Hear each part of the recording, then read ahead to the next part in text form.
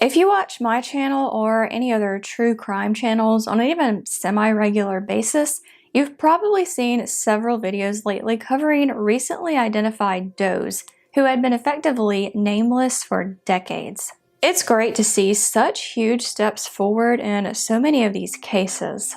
But as exciting as this all is, many does who were identified even years ago still don't have their murders solved. Let's talk about Wilma Nissen, whose killer still hasn't been caught after over 40 years.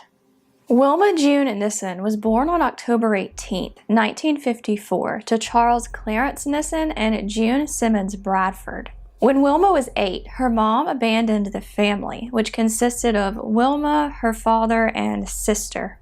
By the time Wilma was 10, she couldn't read or write and was often locked in a bedroom closet by her dad.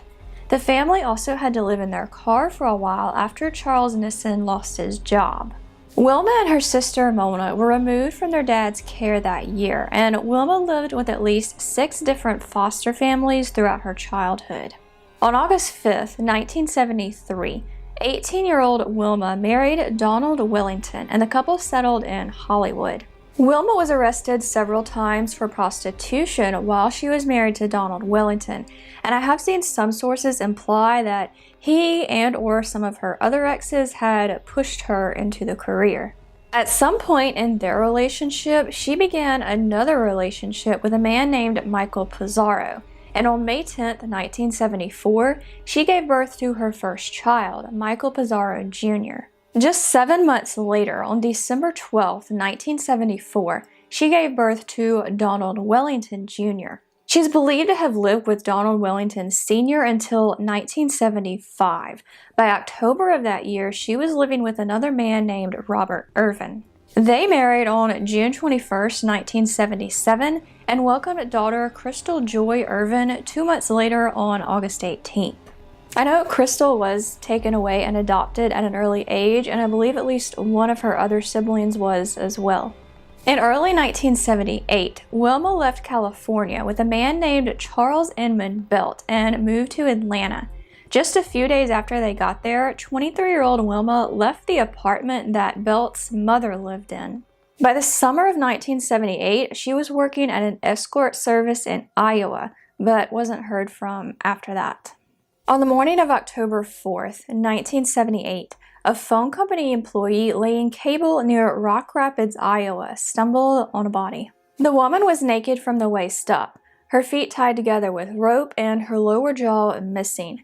A subsequent police investigation found evidence that she had been dragged into the ditch by her feet, and that her body could have been there for as long as 3 months. Due to her pants and underwear being pulled down her leg, she was thought to have been possibly sexually assaulted. An autopsy later found dislocations in her elbow and neck, possible evidence that she fought with her killer. Her official cause of death has never been released. Her pants and underwear were tested for blood and semen, but I don't know the results of that test. The woman remained a Jane Doe for nearly 30 years. In 2006, she was identified via fingerprints as Wilma Nissen. In 2007, Wilma's body was exhumed to obtain DNA. In 2009, 82-year-old John W. Van Gameren was arrested on 6 counts of perjury. These charges stemmed from statements he made while being questioned about Wilma's murder. His house was searched, but he was never officially named a suspect, and the perjury charges were later dropped. In 2016, a photo of a female suspect was released. The woman's name isn't publicly known, but she was an escort who worked with the same escort service as Wilma Nissen in the summer of 1978, and the suspect was known for robbing other escorts. Investigators believe this woman, who went by the stage name Sugar, along with another woman who went by the nickname Peaches, killed Wilma Nissen, with robbery being the motive. No pictures of Peaches have been released, but she's described as a light-skinned black female from Canada.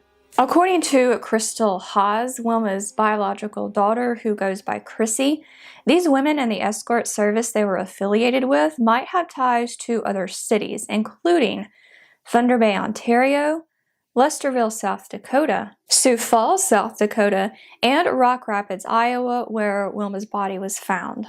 If you have any information about the murder of Wilma Nissen, you can contact Detective Amy Stoner of the Lyon County Sheriff's Office at 712-472-8326.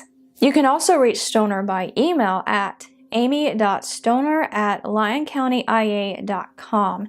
This information will also be in the description. There is a $10,000 reward for information leading to the arrest and conviction of Wilma's killer, and you can remain anonymous when submitting tips. So that's the case of Wilma Nissen. I learned about this case from Crystal Haas's postings about it on Reddit. Krissi has been working really hard for years to get her mom's case known and out there, and it seems now like it's closer than ever to being solved. Thank you so much for watching, and I will see you next time.